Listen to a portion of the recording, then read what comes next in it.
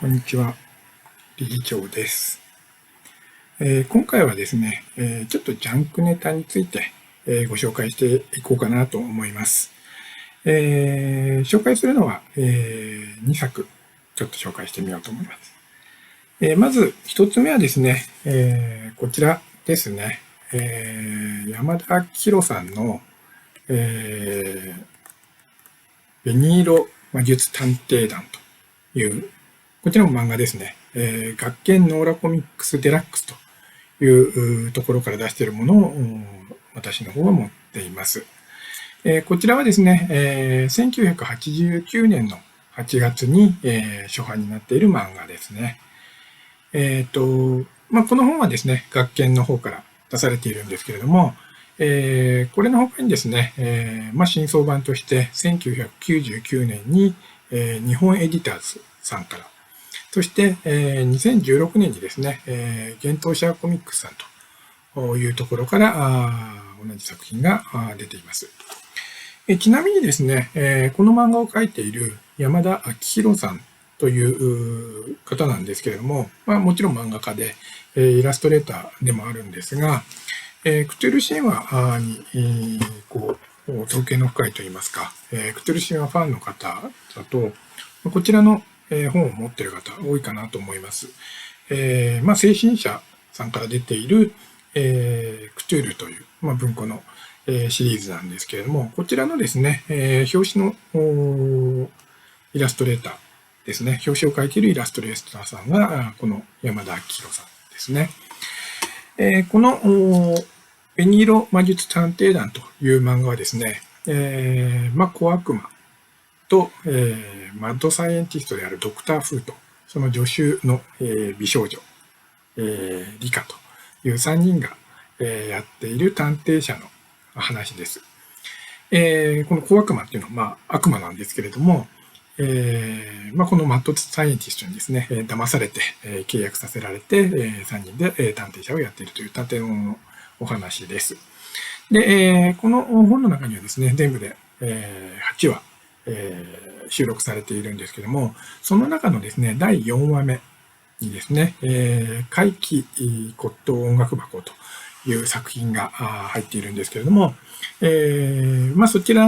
の作品の中にですね、エーリッヒさんの、レコードがですね、出てくるという、そういったお話になっています。直接的にですね、エーリッヒさんそのものが出てくるわけではなくてですね、彼の、エーリッヒさんというのは、もう本当にこう名前だけ、そのレコードに書いてある名前として出てくるんですけども、聞いた人ですね、狂わせるような、そんなような音楽が、収録されているという、レコードの話が掲載されています。はい。まずこれがね、一つ目のジャンクネタの紹介です。はい。それではですね、二つ目のジャンクネタですね。こちらの本です。こちらはですね、書いてあるのを見ていただくとわかるんですけれども、パソトラという漫画ですね。こちら多分あまり売れてる本ではないと思うんですけれども、パソトラ、ルカポンのパソコントラブル奮闘記というタイトルがついています。書いたのはですね、ルサワ・ルカさんという漫画家さんなんですけれども、この本の他にですね、パソトラ SP という、これの続編が出ています。SP っていうのはもうスペシャルではなくてサービスパックの SP だというふうに書いてましたけれども、こちらですね、キルタイムコミュニケーションという、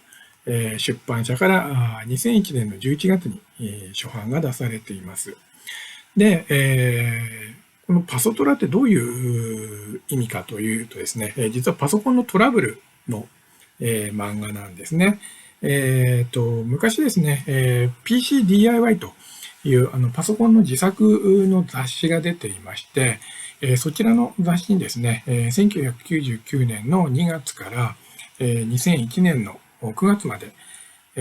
連載されたものがこちらの方に収録されています。はい。漫画自体はその後も連載されているんですけども、こちらの方にはその期間連載されていた漫画がですね、収録されています。話はですね、ルカポンという、この漫画を描いている方なんですけれども、ルカポンという方と、その旦那さんであるムームー君ですね、そちらの二人がですね、パソコンを作ったりですね、壊したりという、そういった話になっていて、全然クトゥールとは関係ないんですけれども、この中の第23話目ですね、149ページにですね、パソコンがですね、組み立てたパソコンが、こう、ガリガリと音を出しててですね、非常に気になると。いうシーンがあってですね、その静音対策をする、そういったこうストーリーの、回があるんですけれども、その中でこの静音対策をするためにですね、いろいろとこう手立てを出して、こういろいろこう講じていてですね、スマートドライブという、その当時あった、ハードディスクをですね、スポンジがこうスポンジで囲まれているケースの中にこう入れてですね、静音対策をするという、そういった部品があったんですけれども、それを入れることによってですね、パソコンのハードディスクから出ていたこうカリカリという音をこう静かにすることができたというシーンがあります。で、そのシーンの中でですね、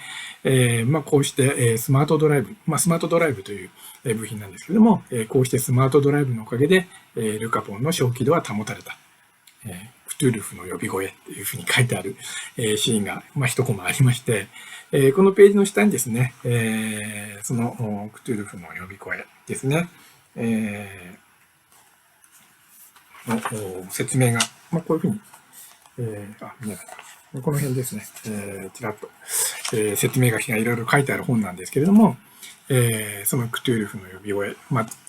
ーブルトークですね、TRPG の解説が書いてあると。そんなようなシーンがありました。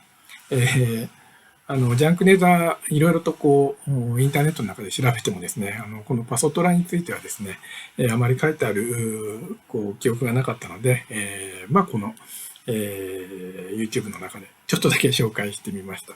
こういった、ジャンクネタは、いろいろありますので、これからもですね、機会があれば、ちょっとご紹介していこうと思います。はい。今回はですね、日本、紅色魔術探偵団とパソトラについて、ご紹介しました。また次回もですね、クトゥル関連のですね、解説について、ご紹介していきたいと思いますので、次回もぜひご覧になっていただければと思います。